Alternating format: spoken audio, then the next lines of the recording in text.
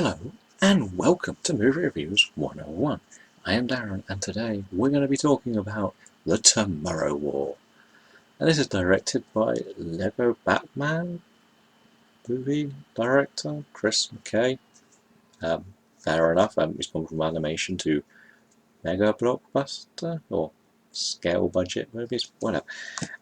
And stars Guardians of the Galaxy's Chris Pratt, J.K. Simmons, and the woman from Chuck, who I cannot pronounce her name. It's Yvonne Stravkowski. That's probably wrong, and I apologise greatly.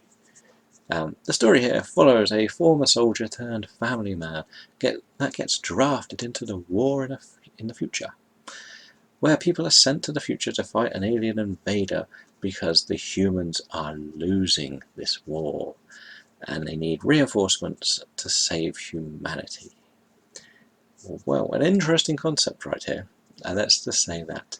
So, we're going to do the simple thing that I like to do, called the free ups.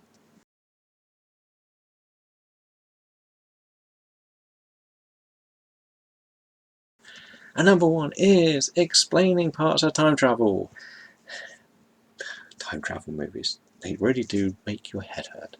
But this one does something very, very smart. And the basic concept of it is that the people that are selected or drafted to go to the future are people that would have been dead by the future. Which I think is a good idea.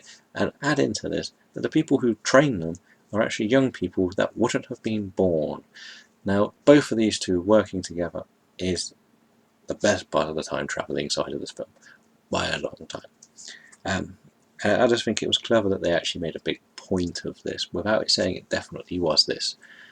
So that's the first one. The second one is when our lead jumps to the future, there is a sequence which is meant to be quite a calm. They're meant to go to one place to another, but something's gone wrong and the jump is a complete chaotic scene with falling and bodies flying everywhere. It absolutely throws you into this new world of the uncertainty which our characters are put into.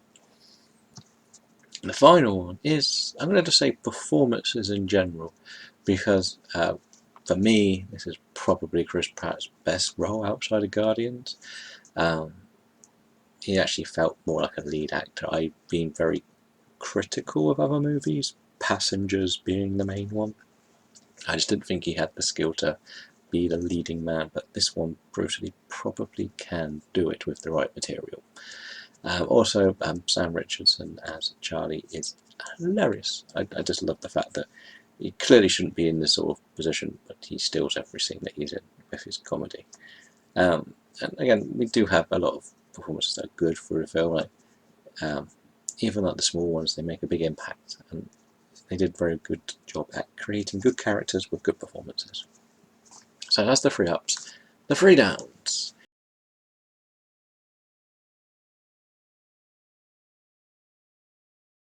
Wow. I just talked about how I like time travel. This one also has a big problem with my theory of, the theory of time travel itself.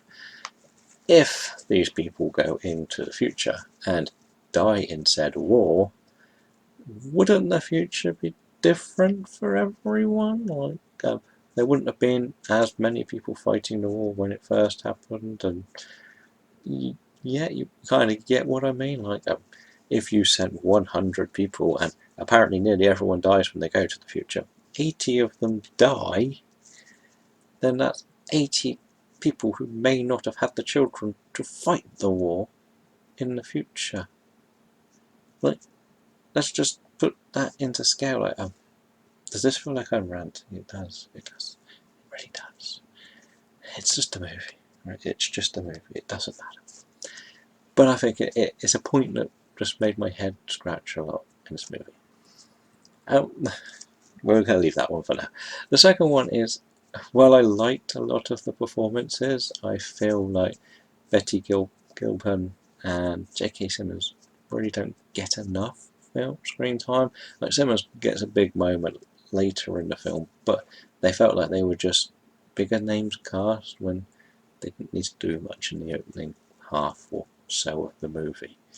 And the final one is another nitpick already. The action isn't as great as I think it could have been. I loved it. I say I loved it, and I'm putting it in the negatives. But I just feel like it's a bit of a mixture of everything we've seen before. Like big monstery thing that kills people very, very quickly with lots and lots of guns. And well, there's a couple of clever moments. Most of it is just the same old, same old. But then that's probably because I see too many movies. I also feel like I'm talking to myself in this review, which is weird. But never mind. For me, Tomorrow War was quite a fun sci-fi action movie that has a mixture in a weird way of Edge of Tomorrow and Terminator. Yeah, I'm going to say those two mixed together work for this movie. And it is, like, as I said, Chris Pratt's best role outside of the MCU. I am going to give this movie a 4 out of 5 because I enjoy big action movies anyway. So let me know what you thought of the Tomorrow War in the comments below. And until next time, enjoy your movies and goodbye.